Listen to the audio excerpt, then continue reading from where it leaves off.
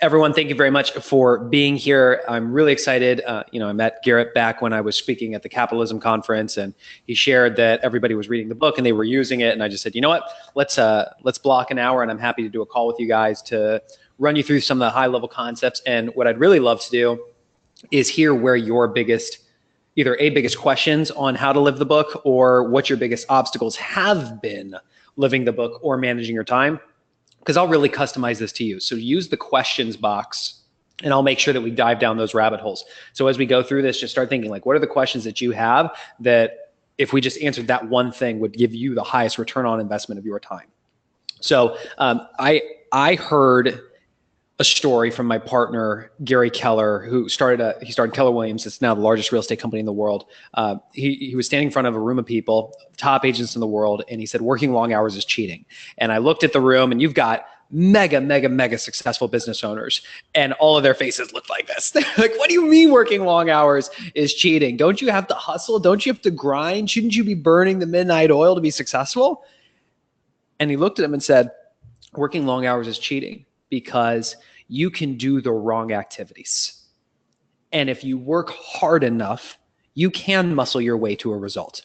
If you want to work 20 hours a day, you can do it. You'll muscle your way to a result, and you'll end up cheating yourself out of what it actually means to live a life. Out of curiosity, how many of you at this point in time in your life struggle with work-life balance? If so, put yes in the questions box. I want to get a quick acid test for where the group is. It's definitely something I struggled with leading up to being in business with Gary and Jay, which for 5 years before running this company, I was in medical device sales, which was a great job. I ran through hospitals, I sold devices, saved lives, and it was a great job. But how many of you have ever been in that position where even though things may be good, you're lacking fulfillment? That's exactly where I was. While things were good, every day when I woke up just going, you know what, I'm not living my purpose.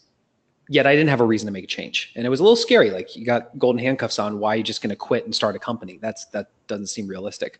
Until two things happened. First, a colleague of mine had a stroke. And at the time, he was 35, which that hit me hard, because my wife and I just bought a house. We just had our first child. And I'm realizing if that was me, she's a stay-at-home mom. How would her life change? That was very unsettling. And the very next week, my company needed to make a change to our commission structure, and I took a 40% pay cut. So those two things back to back, of witnessing how mortal we are, and then realizing, oh, you're actually not in control of your finances and your future, made me realize I needed to make a change. And so I set out on this mission to surround myself with the right people, and formed a lot of really powerful relationships with mentors, and one thing led to the next, and an opportunity was presented for me to move my family here to Austin, Texas, to start a company with Gary Keller and Jay Papasan, who co-authored The One Thing, to take the book and turn it into a training empire. And that's what I've been doing for the last 2 years. So I share this with you because I really don't see myself as a guru or anything like that. I think I'm just a normal guy who has been really lucky to step into a role where I'm getting mentored by people who play at that level and have been handed a playbook and a system for how to create extraordinary results. And I just get to live it every day. And so my hope here today is that we can just have a cool conversation around how you can begin your journey to living your one thing. Does that sound fair? If so, put yes in the questions box. So over the last years, before being here, I definitely was the guy who worked a tremendous amount of hours. I sacrificed time with my family. I sacrificed my health so that I could get further ahead in my career. And when I started working here, and I hear Gary say that working long hours is cheating, and in fact, his partner Jay tells me if I'm in the office past 5 p.m., that's not okay, because that's the fastest path to burnout. The surprisingly simple truth behind extraordinary results, if you want extraordinary, to live an extraordinary life, not good, not great, extraordinary, requires that you show up with the intention that you are going to work a set number of hours a day. And during those hours, you'll be as efficient and as effective as possible. And then at a pre-prescribed time, for me, that is 5 p.m., you shut it down and you go and you live your life. Now, considering the fact that most of you are virtual, I'm going to go ahead and assume that how many of you work from home? If so, put yes in the questions box. And if not, if you actually go to an office somewhere, put a no in the chat box. Okay, lots of yeses. How many of you struggle with separating work from play? How many of you struggle with, if you have families, not being on your phone when you're with the people who matter most to you? There's just, the lines are blurred. Oh yeah, look at that, right? Chantel's like, totally. Yeah, it's because we were never taught how. What you need to understand is that while right now it may feel like it's okay, sometimes you're failing so slowly, it feels like you're succeeding. And here's what I mean by this. If today was just another day that you didn't separate work from play, you really wouldn't, it's too small. You wouldn't really notice it, but that is a failure. Make no mistake about it. And you're failing so slowly that over time it goes boom. And before you know it, your marriage is in trouble, or you realize you don't have the connection with your kids, or your health is in shambles, or you wake up and you realize you're depressed. So this is that wake-up call that working long hours, folks, it's cheating. This is not the recipe for success. And I know there are a lot of people out there who talk about the hustle and grind. All we can say is they're not your mentors. They're not your role models. That's not the idea that you should be chasing after. So the question is, what do you do about this? This is what we call the challenge of life. Every single day we wake up and there's all these things that you could know. The challenge is you can't know it all because life is simply too complex. And then there's all the things that you could have, but you can't have it all because life offers too much. And then there's all you could do, but you can't do it all because time is too limited. This is the challenge of life. What the mistake that I think most people make is we wake up every single day, or I'll ask it as a question. How many of you wake up every day trying to know it all, trying to have it all, and trying to do it all? If so, put the number 1 in the chat box. Berkeley asks, how do we find a one-thing mentor? Good question. We'll get there. Right? Yeah, lots of number 1s. The mistake, that's a mistake. The opportunity for all of us is to recognize that your time is limited. And rather than nibbling around the edges of what life has to offer, how can you declare that this is the slice of knowledge that I will have? This is the slice of things that I'll have. This is the slice of things that I will do in my life, and I will go deep and I will enjoy it for all its richness and its glory. That's the opportunity. Don't try to do everything. Get clear on the vital few things. We would even suggest one thing and go deep. Gary calls it thinking big and going small. For many of us, we have this idea of we think really big about our goals. We think big about our aspirations, our future. And then the challenge is we try to act big. Oh, I'm going to do this project, and I'm going to start this side business, and I'm going to go chase this shiny object. And by the way, that has nothing to do with anything that interests me, but it kind of looks cool. I'm going to do that too. How many of you have shiny object syndrome? Put number 2 in the questions box if that's you. How many rabbits do you think you can chase simultaneously and catch one? The answer is none. You can only chase one at a time. Otherwise, it doesn't work. So most entrepreneurs, most business owners think really big about their future, and then they go do all these different things. Instead, the opportunity for you is to think really big about your vision and then go really small by narrowing your focus. And we call this the domino effect, because the path to getting everything that you want is to get one thing at a time. Success is sequential, not simultaneous. I'll say that again. It's sequential, meaning one after another rather than simultaneous. Think about how many of you have ever lined up dominoes before. Did you line them all up like this one and knock every single one down simultaneously?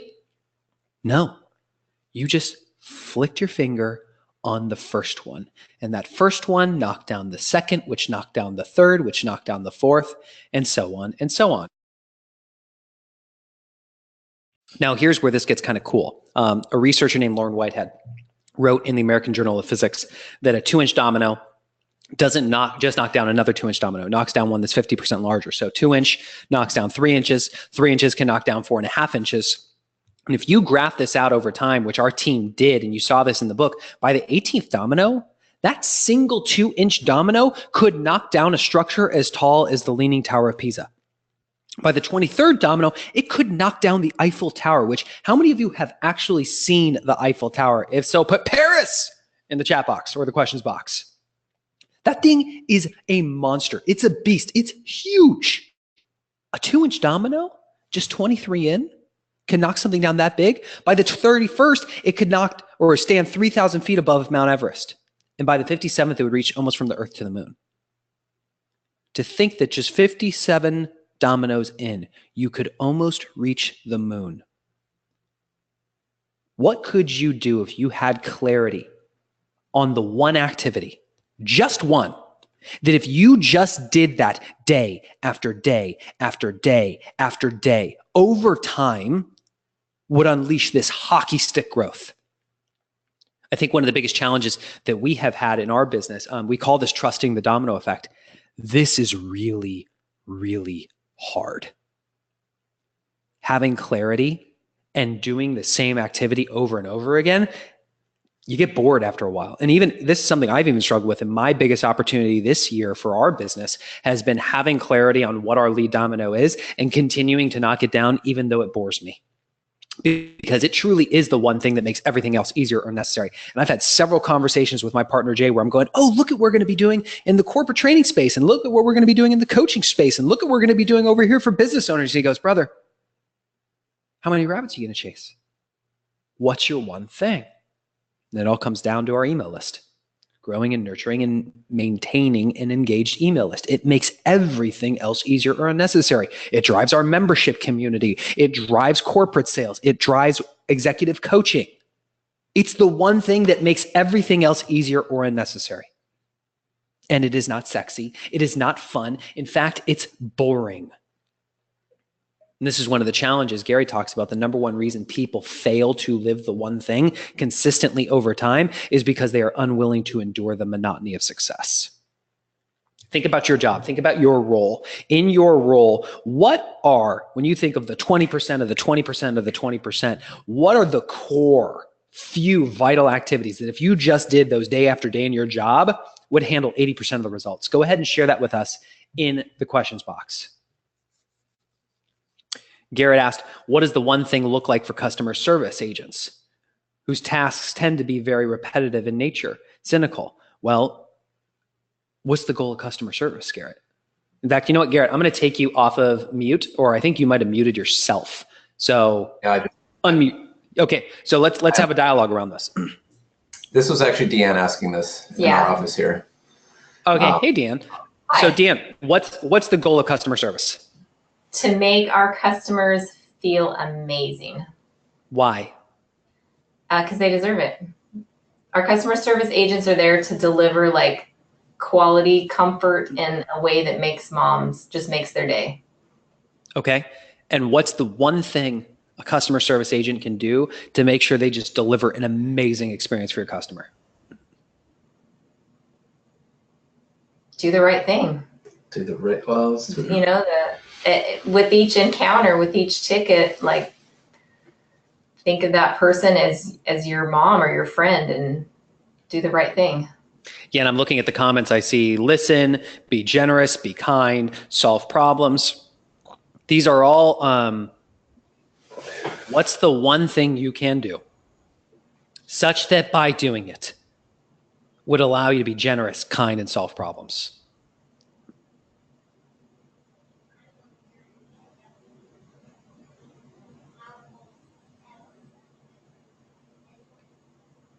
I haven't identified that.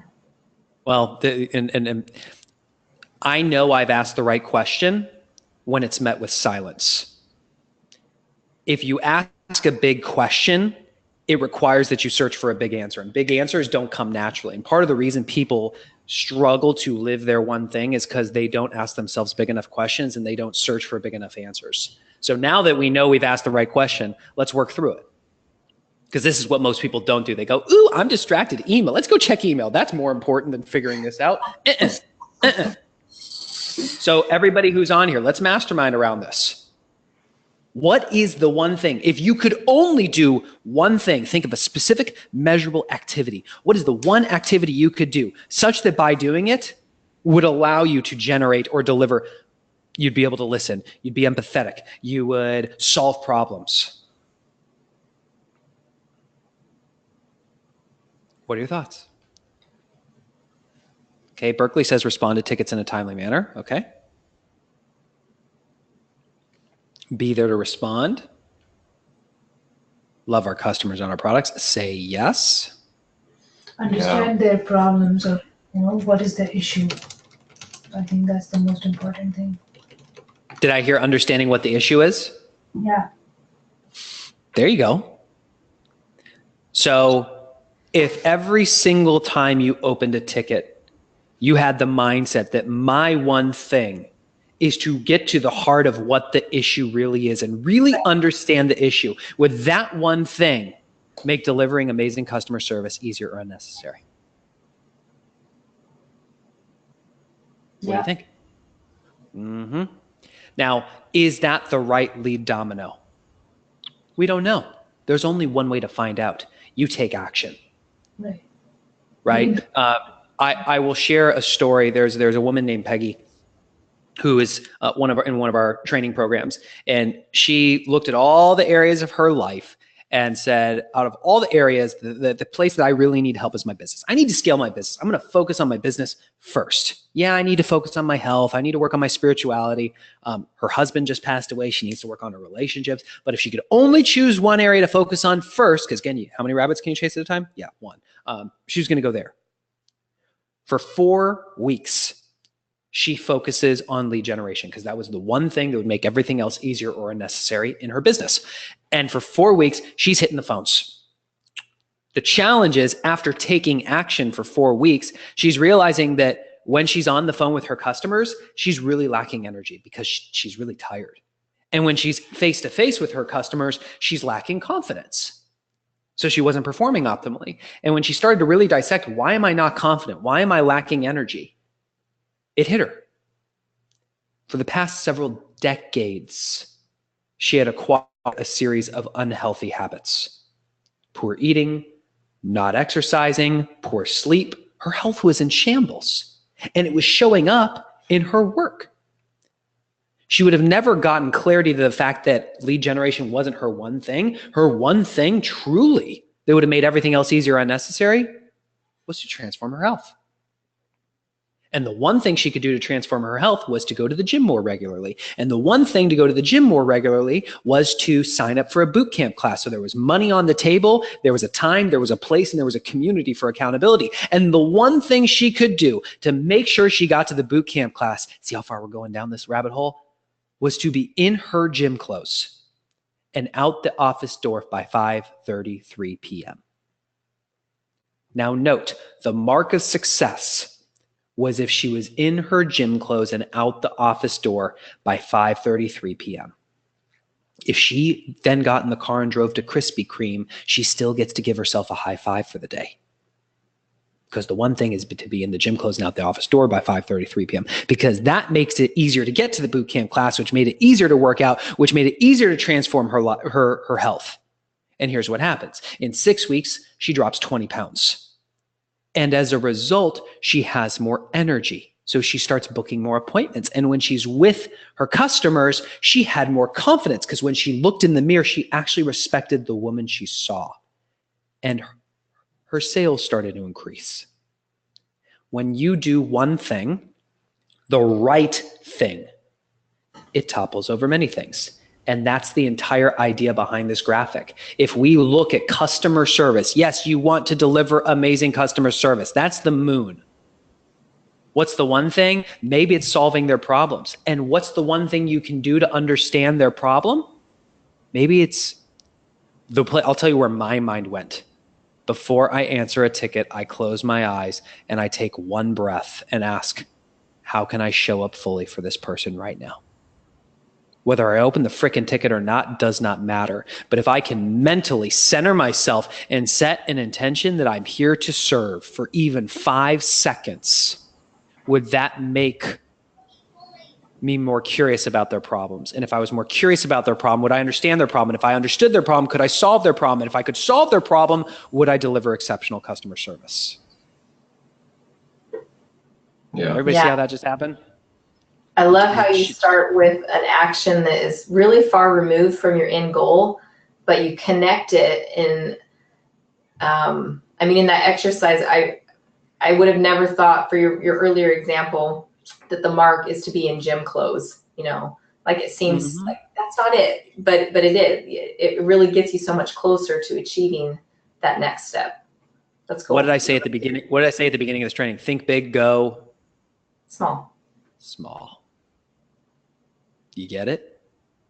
Starting. So hold on. This is when I normally would do that. Right? How contrary is this to everything that you've been taught? There's a reason on the cover of the book it says the surprisingly simple truth behind extraordinary results, right? Now, here's the deal. Everybody's like, "Oh my gosh, that's good. That makes so much sense." I'm watching the comments. Sydney goes, "Mind blowing." Yeah, there you go. So why do so many people, we've had over 1.3 million people read the book in 4 years, and one of the number one things we hear is love the book, hard to live the book. Here's what gets in your way. We call them the lies. They're the lies of productivity, which the number one lie is the lie that everything matters equally. Now let's talk about this. Every single day, we wake up with a lot of things that we got to do for our role, right? Now, out of curiosity, how many of you today checked email before you did your most important work? If so, put yes in the questions box. Yeah, guilty. Accountability moment coming. And Slack, okay. Or Slack. When you check email, or what's more important? If you could only do one, literally, I'm standing by you, I'm feeling really feisty and sassy, and I say, you only get to do one thing today, and then I'm going to take your phone, I'm going to take your computer, I'm going to stick you on a plane, we're going to drop you on a deserted island with no internet and just water and food. You only get to do one thing today. What's going to make the biggest impact in your business? Checking email or doing your most important work? One or two? Put it in the questions box. Two. Okay, interesting. So if doing the most important thing is the most important thing, why are you doing anything else? What we don't realize is, even though I don't think there's a single one of you who would look me in the eye and say, "Jeff, I believe that everything matters equally." Checking email is just as important as wowing our customers. It's just as important as being innovative about new ways that we can serve our customers. None of you would ever say that to me.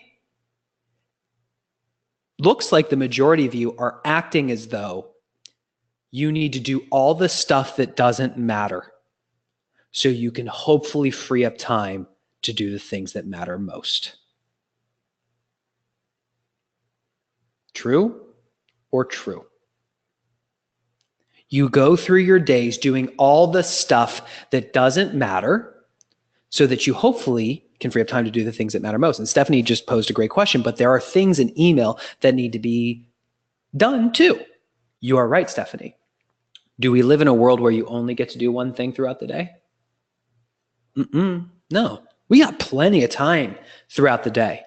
This is about a shift in how you act. We call it acting in order of priority. What would happen if every single day you had clarity on the handful of big rocks, those true activities that if you just did those again and again and again would unleash hockey stick growth in your business, and you just did them first before you earned the right to answer email, to attend meetings, to do this, to do that.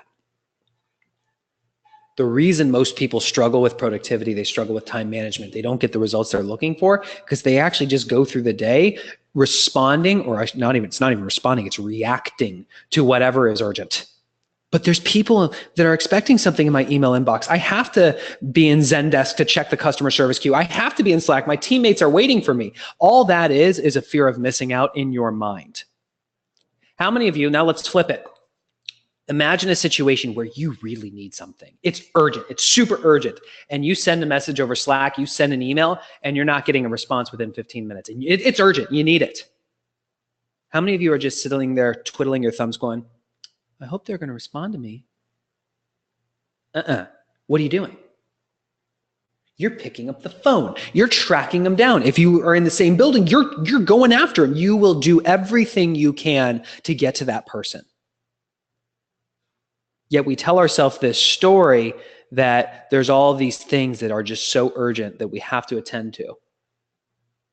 It's just not that way. There is enough time to get your most important work done and check email. Perfect example. I have a dedicated executive assistant. Full-time, she's here. She's my right-hand woman. Her one thing is freeing me up, is whatever I need it to be. She wakes up and her career is to make me more productive. She is not to check email first. She is only to check email a few times a day in batches because she's got bigger priorities that she needs to handle. And I want her accomplishing those things first. She's not going to get fired if she doesn't handle email. She'll get fired if she doesn't build an operations manual for our business. She'll be fired if she can't systematize and scale the operations, not if she's late checking an email. What are your ahas so far on this? All right, I'm looking at your guys. So time block for email, says Sydney. Yeah, that's what we would encourage. Here's another funny way to look at this. How many of you are married? If so, put married. I think everyone. Okay, cool. When you were standing at the altar, how many of you had your cell phones on you? They didn't exist. Ouch. Okay. Right. So Else, don't worry. we all grasp the idea at some level that there is an appropriate time for this to be on us and an appropriate time for us to say to the world, I'm not available right now. The question is, why can't we implement that in our daily lives? That's why the number one lie is everything matters equally. And even though you don't believe it, you act that way. So let's pause and let's implement. If you could only do one thing, what's the one thing you could do such that by doing it would allow you to do your most important work first? Put that answer in the questions box. She says cough. Better health. All right, Sydney, so what's the one thing you can do to get better health? Block time at the beginning of my workday. Okay, cool. How much time, Aaron? How do we get this specific and measurable? Be present for my kids. Okay, what's the one thing you can do to be present for your kids? I will share with you this transition from work to play, and I've done this when I work in a corporate office, and I've also done this when I worked from home. When I am in my home office and I recognize it's time to shut it down and be present with my kids, I have a feeling that most of us are probably just shutting the computer, like stopping doing what we're doing, trying to race up, and then we shut it and then we run out there. What time did you give yourself to transition? And so for me personally, I have found that even just closing my eyes and taking a few deep breaths and just imagining going out there and my kids running up to me and being so excited and visualizing how good it will feel to be present with them and to truly get to that state. I don't get up till I'm there. And then I get up and I go. But I allow myself a time to transition. That make sense? Cool. Awesome, guys. You guys are getting this, which is really great. Let's talk about another lie, which I think is very pervasive. It's multitasking. Have any of you ever been told that multitasking is a good thing? Out of curiosity? Yeah. I was too. And what was really interesting was when I looked at the research behind this, which was in the book, if you look at, you're doing your most important work. Imagine your most important work, and all of a sudden you hear the little ding and you get a message on Slack. There's a switch cost there. All of a sudden your brain goes, ooh, Slack. And then on a subconscious level, you have to reorient yourself to the rules. Oh, what channel am I going to? Oh, it's this channel, which means we're talking about this. Oh, and it's this person. I don't actually like them, so I need to be a little sassy with them. Okay. And then you deal with the message, and then you go, oh yeah, let's switch back to what I was doing. What was I doing? oh yeah, I was in the middle of doing my most important work, which was this, and I was somewhere in the middle, and then you get back to the primary work at hand. This time right here in the middle is called the switch cost. And we know that this amounts to 38% of your time. Is it 38% or 28%? It's one of those. It ends in an 8. It's a lot.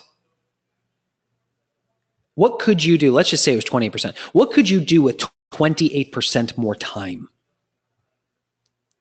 Yeah, time suck. Hannah says, this is golden. Hannah says, yes, but it's impossible. Hannah, let's talk about, oh, hold on. You know what? Hold on. Hannah, I'm unmuting you. Oh. She's like, oh, snap, that just happened. No, I was saying it's impossible to multitask. Oh, it's impossible to multitask. I started in the working world, it was all about multitasking. And then I came to learn that it's actually not possible to do two things at the same time or multiple things at the same time. Okay, well, I'm glad we clarified. Thank you. I'm going to mute you again because you have loud noises. All right. You know, we unfortunately work in an environment where, well, since many of you actually work from home, maybe your distractions are different. They might be kids or family, but this just comes down to communication. You know, how do you effectively communicate? This is when I am doing my most important work. And if the house is burning down, please tell me you called the fire department before you come and get me. Type of situation, if that makes sense.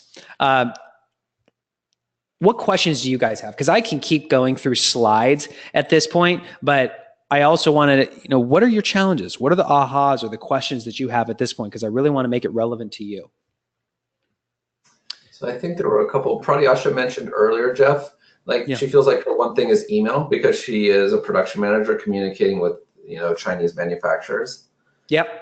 So I don't know, maybe you could touch on that where managers feel like their one thing is email. Or to be available for the team, you know, for putting out fires or to you know, to be that resource for their team. But it sounds like even your, you know, your admin staff, you're saying, no, that's not your one thing. Your one thing. Yeah, well, so let's go through this. So I'm hearing you say, Deanne, that being available to staff is important, correct? Yeah. Yes. Yeah. Okay. Do you have to be available 24/7? No, but to the hours when the Chinese factories want me to answer their questions or the team here wants me to answer their questions, I definitely need to be available. So what are those times during the workday for you? I mean, it's not super early in the morning, but from 11 a.m. or so, and it goes until I think 11 at night. Okay. They're emailing me back and forth. And what time do you start working? I mean, I don't have any fixed schedule, honestly. I work, I'm available throughout unless I'm sleeping at night. Yeah. So here's the ideal situation. Do you believe that being available the entire time, constantly being in your inbox, checking it every 5 minutes, do you think that is how you will make the biggest impact in the business? To a great extent, yes. I think Deanne can comment on this because I feel that some of our decisions are very time sensitive. When I'm working with the factories, like they need things, like they need the answer right now. Or sometimes I'm working with the freight forwarders or with the other stakeholders in the business, and at that time, I feel that my availability and the decision making is really important. So but here's, in all honesty, I'm sure it could wait. You know, on most occasions, several, maybe, you know, 3 hours is not going to push. And this is about how do you establish a system, right? There's the entrepreneurial approach and there's the purposeful approach. And most people act entrepreneurially. They rely on their natural abilities. They just wake up every day and they go, all right, I'm going to work really hard. They take lots of action. They respond as fast as they can. But it's literally like jumping out of the airplane and building a parachute on the way down versus having a model and a system for how they operate. And as long as you follow a model and a system, you shatter whatever ceiling of achievement you have over your natural abilities. And when you're talking about being able to be available for those people, the first thing I think of is how can I effectively communicate? These are the times that we are hyper responsive, where I am giving myself permission to be in my inbox, to be able to be responsive. And I'm also acknowledging the fact that there's also 20% working on the business rather than in the business, where I need to have those hours to say, hey, between these hours, our response time may be a little delayed. Here's what you can do if it's during those hours and it is urgent. But that way you're able to focus on working on the business, improving process, improving structure, developing your team, the things that actually matter over the long run. And then you're able to be in your inbox fully at another time. Or it's a leverage problem. If you're doing your most important work, who else is picking up the slack and managing the inbox during that time? How do you build a model and a system so it flows that way? Thoughts on that? I like that, Jeff. I think particularly my takeaway there, the note I just wrote down was a model or a system. I think if you establish that routine and that system and the expectations. That's giant. And this is where you have, Gary, a lot of people will say, I'm a business owner.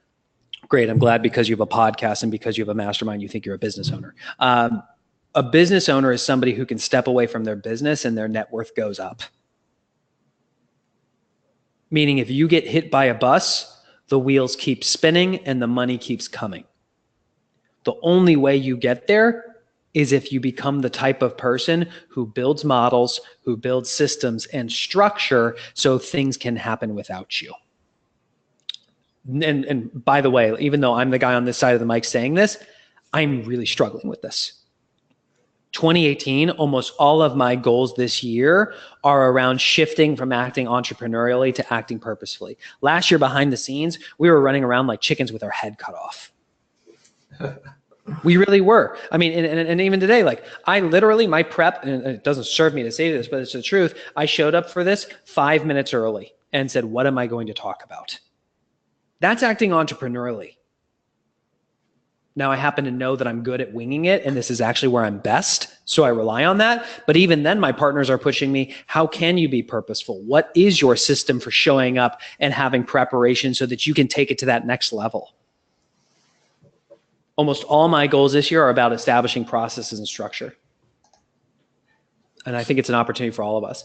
Really great question. I'm unable to get childcare. And so my challenge is time blocking and focusing without distractions while having to work around watching kids at the same time. So this is something, my wife's a stay-at-home mom. We've got a 4-year-old and a 2-year-old.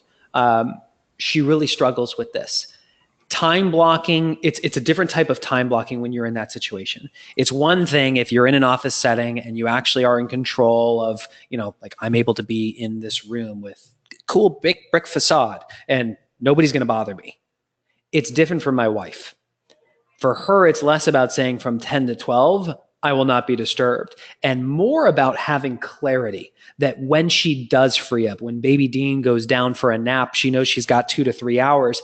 What's her most important priorities? So that she can knock those out in order of priority rather than watching Real Housewives of Orange County. Not to hate on my wife watching Real Housewives of Orange County, but you get the picture, right?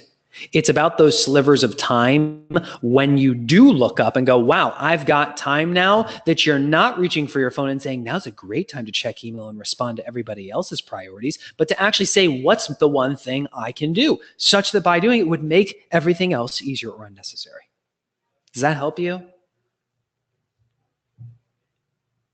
Asana it up. That's so funny. What other questions do you have? Yeah, those are. What's on your mind? I love this, Jeff. Since we have about 19 minutes left or less, yeah. Maybe the team has some more questions. Yeah, Lauren just asked, what about when you and your spouse both have one thing you're pursuing and have the kids to take care of? How do you create a plan so that both of you can head and still have a family? This is really interesting. In November, we did our first live event we've ever done. It was a couples goal setting retreat. So we had about 140 couples here in Austin.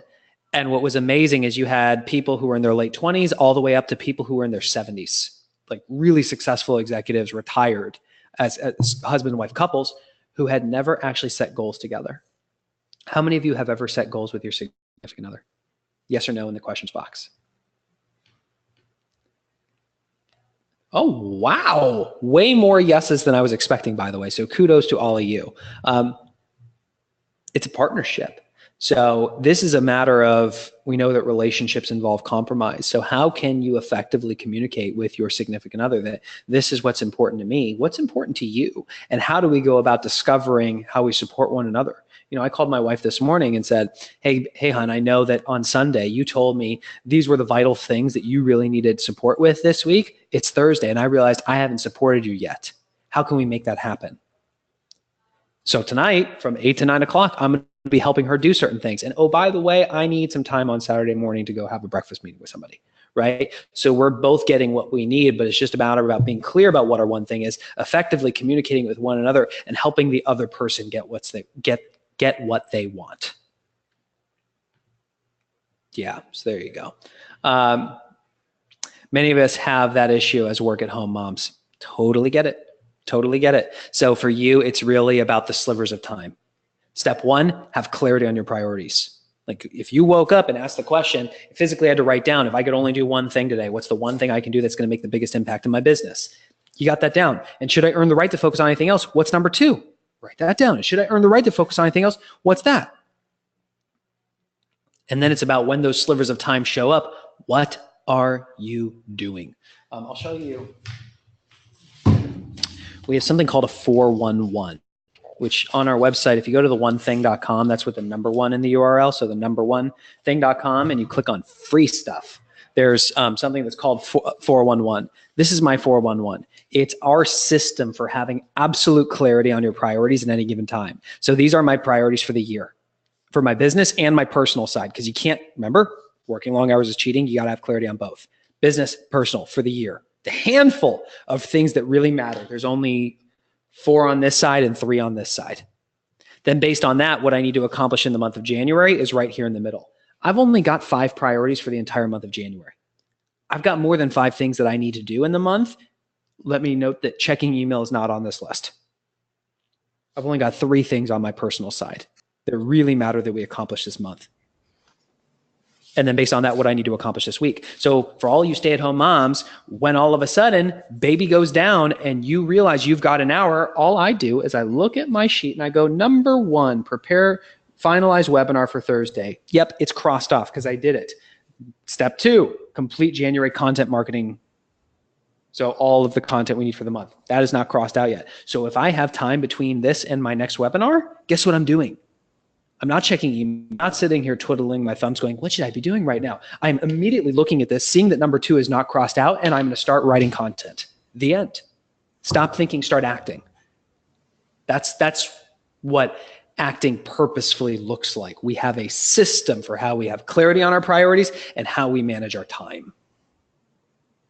Can you talk, ooh, Aaron, good question. Can you talk about accepting chaos without getting stressed out? Yes. So fear of chaos is one of the thieves of productivity, right? So the whole idea is that you guys are like, ooh, this is awesome. I can do this. Yes.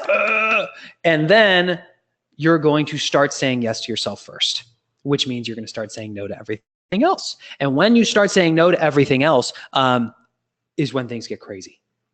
Because all of a sudden you watch that little number by your email get bigger. You see the little number, that little red number next to your Slack icon starts to get larger. And you start telling yourself the story that you're missing out. And there's all these things that need to be done. And you just feel like you're in this submarine underwater and the pressure's just starting to come in. And all you want to do is bring your head above water so you can just go, it's a mistake. Because if you stay bunkered down long enough to do your most important work, what you will discover is that the world continues to spin. How many of you, for at least 10 minutes out of the last 46 minutes, have not checked email because I somehow was capturing your attention? If so, put yes in the questions box. Did the world fall apart? Did a massive sinkhole open up under you and you realize that you actually have the ability to levitate, which is awesome? Oh no? Interesting. We tell ourselves these stories all the time. Oh, but they said they needed help. Yeah, and I'll get to them in 30 minutes. Oh, but the customer called. Yeah, I'll call them back. If doing the most important thing is the most important thing, why would you do anything else?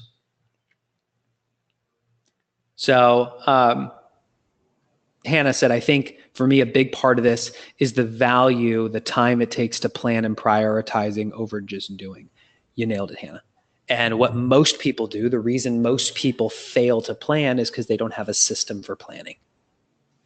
When in school, what grade were you handed the playbook on how to plan your time at an extraordinary level?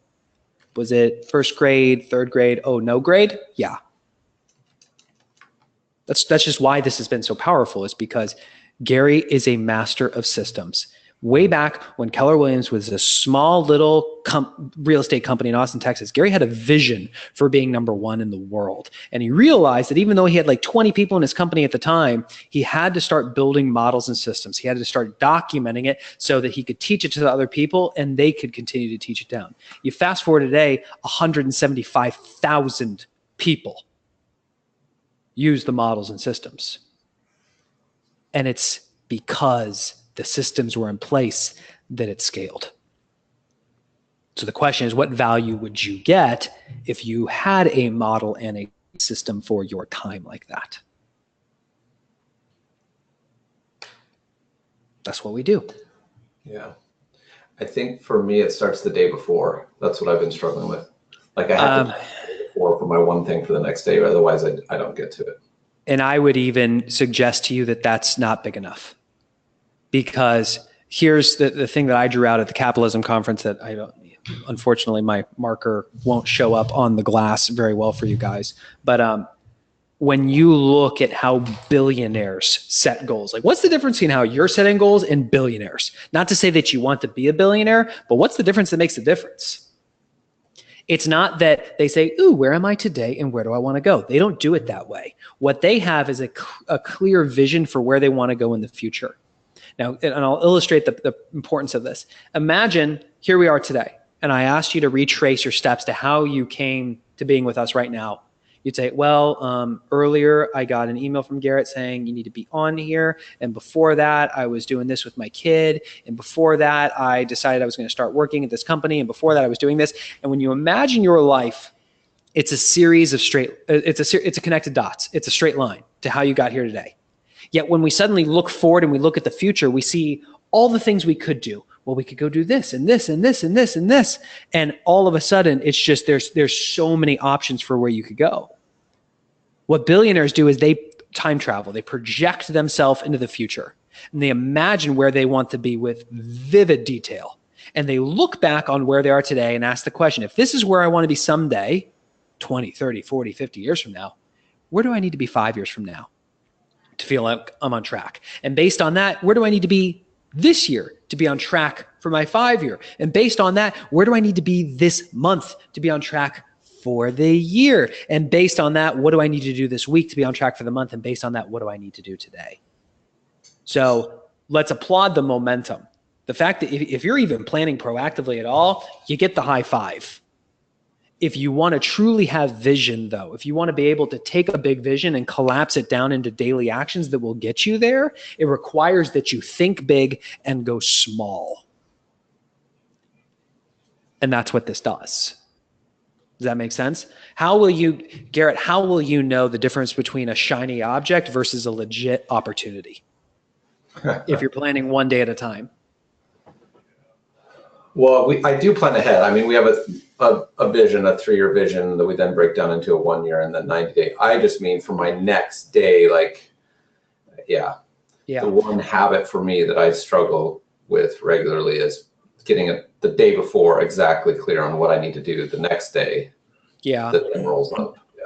And I'll just share with you for me, because there's such an opportunity. I know for me personally, if I'm doing it every day, I'm going to miss a day, which means I lose my productivity the next day. So the way that we train is, Friday afternoon / Sunday night, I'm revising my 411 and revising and finalizing my priorities for the upcoming week. And then I'm making sure that my calendar matches my priorities. And I'm doing it for the week at the time, because I've never had a perfect day where I executed my calendar perfectly. I've always violated a time block. I just haven't been able to stick to it. It's hard because things pop up. But at least if I have the vision for the week in terms of these are the 4 or 5 things that must get done in the week, it's pretty easy to start saying no to things.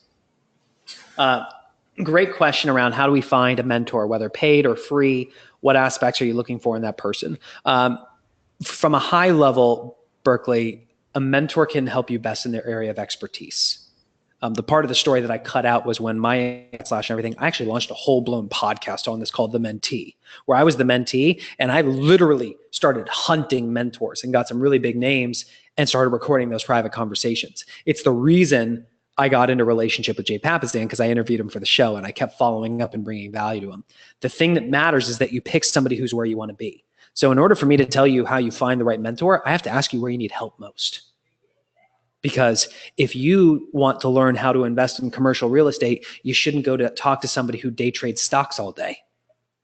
You got to go to the person who is already where you want to be in that area of your life. Finding that mentor, putting yourself in the right room with them, whether they're doing conferences. I mean, if you have the type of budget where you can invest, I mean, that's huge. I mean, the whole reason our company exists is because people needed help around time management, and we said, okay, how do we create implementation programs around this so that people can get exposed to these ideas on a regular basis and have accountability with them? So I would just really encourage you to get clear on where do you want to be? Who's the type of person that can help you? And how do you start putting yourself in the room with those people, or just telling people, hey, I'm looking to get into commercial real estate investing and I want to surround myself with successful commercial real estate investors, and let the 6 degrees of separation start pulling you and connecting you together. And for you guys, if this is like just one of those things where you're like, okay, this is good and I need that type of presence in my life, we created something called Living Your One Thing. It's super freaking affordable. If you guys go to theonething.com/membership, and that's with the number 1, it's $1 to try it for 7 days, and then it's $30 a month. And the program is insanely powerful. So, and we created that because we wanted to build a type of mentorship community that would scale, that would help people own their time. So that's an option for you guys as well. We got 6 minutes left. So I'm staying till the last minute. So what questions do you guys have? By the way, we have a podcast. It's called The One Thing. Worth listening to. What do you guys got? All of a sudden, it's any other question? Yeah. So we all, once we achieve our vision on what our one thing is, it's going to be for us. Mm-hmm. There are those things that pop up. So can you share with us a system that you have or that you've seen successful for dealing with things that aren't your one thing, but maybe they contribute to someone else's one thing? Maybe they just have to get done. Yeah. What strategy do you have around this? It comes back to the 411, which I mentioned. Living Your One Thing is built on the 411. So the idea is we created a community where every week we complete this, we have clarity on our priorities, and then we're doing training and accountability sessions around what do you do when that stuff pops up. The truth is, if you have clarity that these are the 3 things that I must get done this week, when other stuff pops up, black and white. Is this my one thing or not? And if it's really urgent, if it has to get done, which sometimes it does, you're consciously acknowledging the fact that you are acting out of priority. Let me give a perfect example. My number 2 for this week, the second most important thing on my list for this week is not crossed off. And I am sitting here talking to you. By me being here with you right now, I am acting out of priority. And I am choosing to act out of priority because I made a commitment to Garret. So I am choosing to support social implications and honoring commitments rather than doing my most important work, because that matters to me. Now I'm very clear on the fact that I have 2 hours till my next webinar, and I was supposed to meet with a person, and then I was supposed to be interviewed, and that's getting canceled because it's not as important, and I'm not going to honor those things. Those can be rescheduled. Does that help you? Yes. So essentially you don't create blocks of time to deal with stuff that isn't your one thing. You just, as long as You have your calendar in line with your priorities. You just deal with them as they come. Me personally, no. My executive assistant, yes. She does have batches of time that's called triage time, where she just knows that's a half hour that is reserved for her to just deal with whatever crazy stuff has come up, because it comes up. I'm constantly doing seagull management, swooping in and dumping all over, you know, just, hey, I got these more things that came to my plate and now they're on yours. Yay. So she has triage time. The question is, what's going to work for you? I am the type of person, I think that the biggest mistake people make when it comes to time blocking is they try to time block the entire day. Back to back to back to back to back, especially if you're in a leadership position. Having large blocks of time of free space, even if it's just reserved or even if you have an initiative next to it, really matters. Time to think and be in working on the business is tremendously important. Yeah, that's great. Jeff, thank you so much. You are most welcome. Yeah, thank you so much. Was this helpful, guys? Yeah. Yeah. Okay. Yeah. Okay, cool. Well, check out the One Thing podcast, because we're doing 2 episodes a week. And that's just the reason we started it, is we wanted to be able to pull the curtain back and have you hear ways that you can live the book at a higher level. And lots of the time, like, I'm usually not interviewing big names. It's me interviewing people just like you who are taking action and getting results, or people who have failed. Those are the really good ones.